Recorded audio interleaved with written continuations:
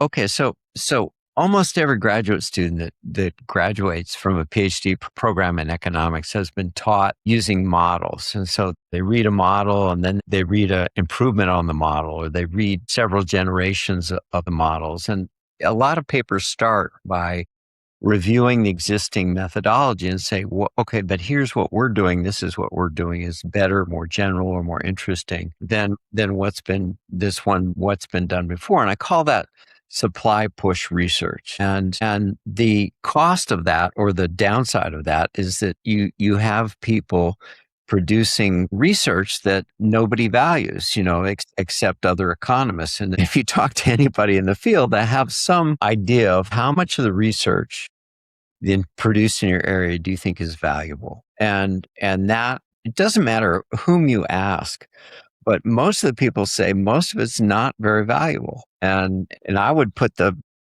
figure like 90% of the research is not that useful or valuable to society. And the difference, and I'm not saying, my research is that valuable to society, but mine's all motivated by real cases. And so, clients been sued and I got a model competition to figure out, what the damages are. And so at least it's a demand pull. Somebody wants to pay for it. It's passed a market test. Somebody wants to pay for the research. And so at least it has that going for it. And hopefully it'll help future enforcement or future policy in this area. And maybe somebody say, hey, the cases that we've been bringing, there may be not much merit to them because, at the high occupancies we see, there's really not much of a price effect.